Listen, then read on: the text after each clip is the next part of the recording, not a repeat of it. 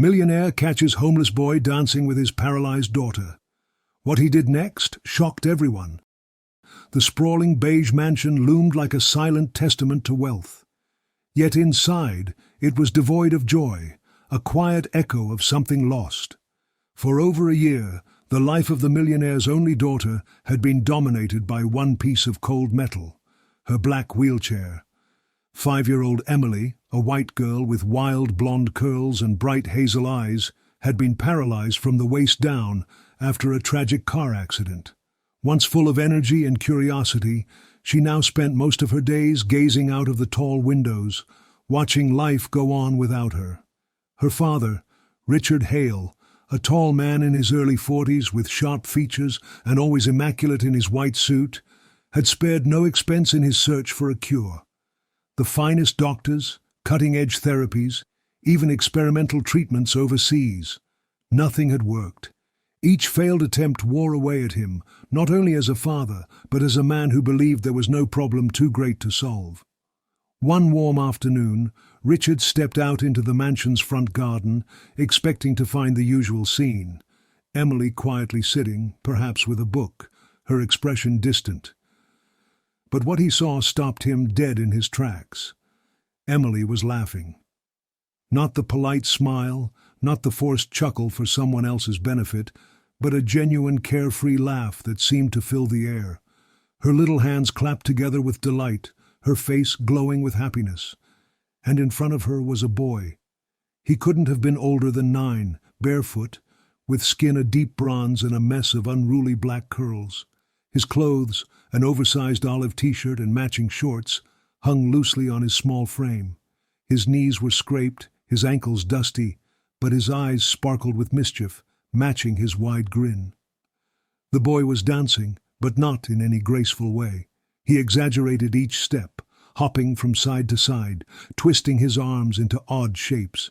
He pretended to slip, caught himself dramatically, then pointed at Emily as if challenging her not to laugh. And laugh she did, harder than ever.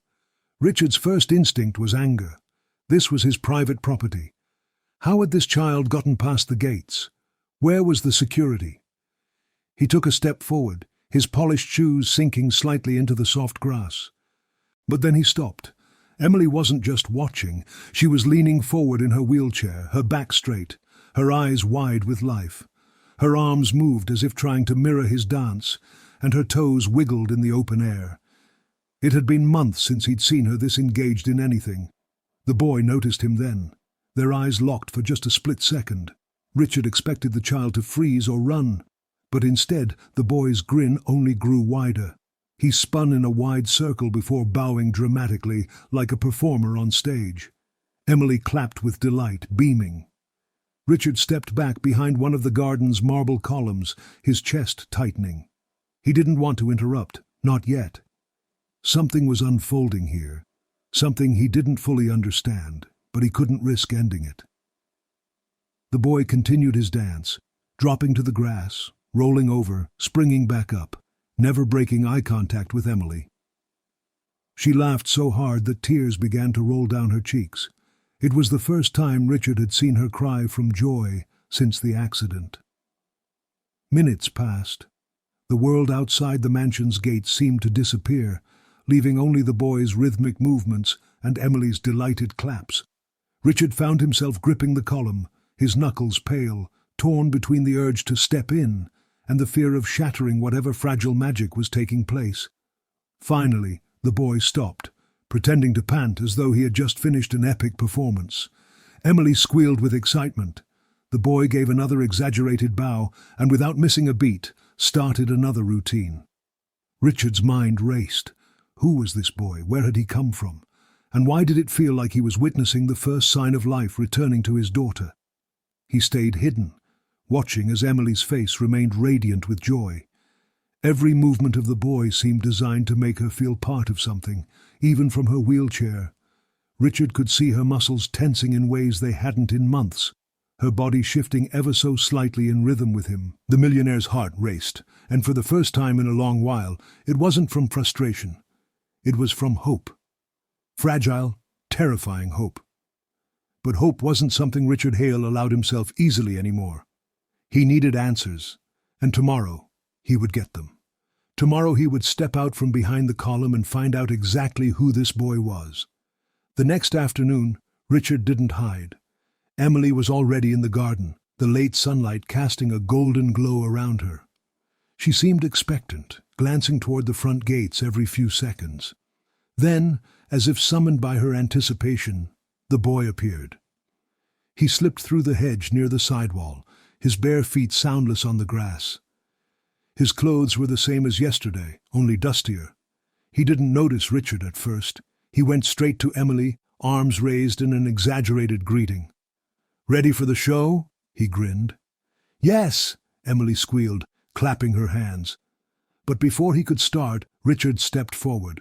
The boy froze mid-step, his smile faltering. His eyes darted to the gate, and then back to Emily. "I'm sorry," he said quickly, his voice low. "I didn't mean to—" "It's all right," Richard interrupted, his tone firm but not harsh. "I just want to talk."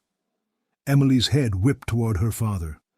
"Daddy, please don't make him go. He's my friend," she said, her voice carrying a rare urgency, almost fear. Richard crouched down so he was eye level with the boy. "What's your name?" he asked.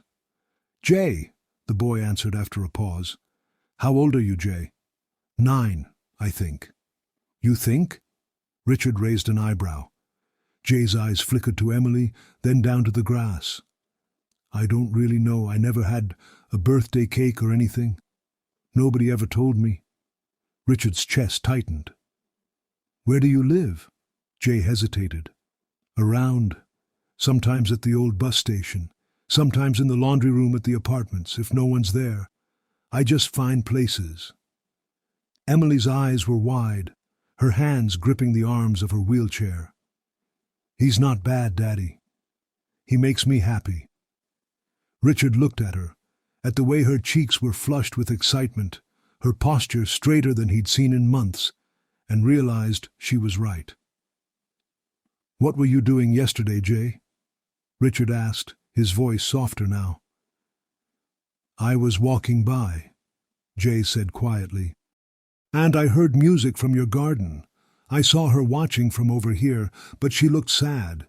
So I started dancing, at first just to make her laugh, but then she asked me to do more. So I came closer. I wasn't trying to steal anything, sir. I just—" His voice faltered slightly.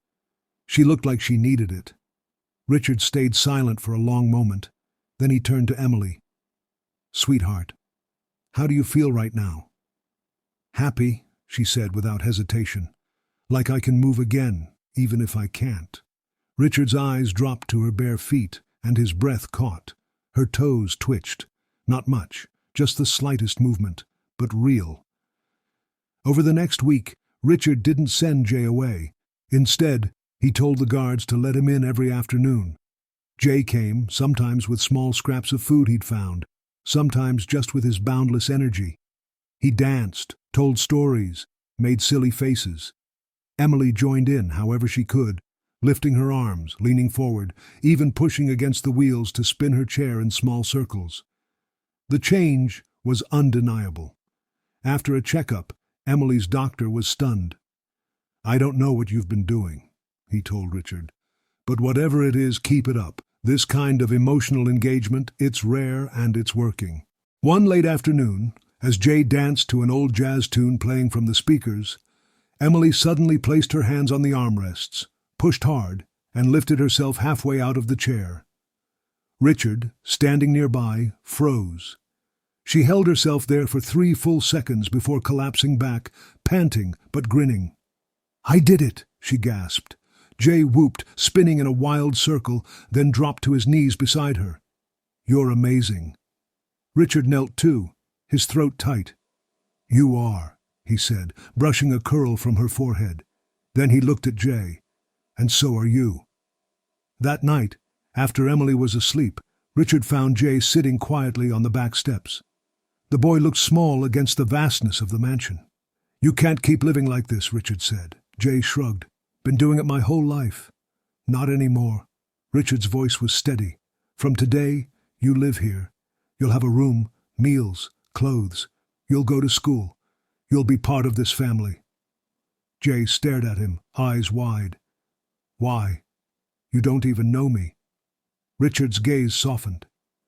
Because you gave my daughter something no doctor, no therapy, no amount of money could.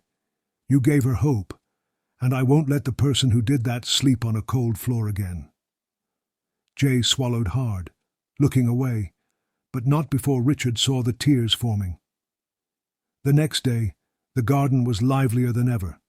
Jay danced, Emily clapped, and Richard stood watching, a faint smile tugging at his lips. For the first time in a long time, the mansion didn't feel like a prison of silence. It felt like home. If you enjoyed this story, don't forget to give it a thumbs up and hit that subscribe button for more emotional, dramatic, and unexpected tales. And let us know in the comments, where in the world are you watching from? We love hearing from all of you. Until next time, stay kind, stay curious, and keep watching.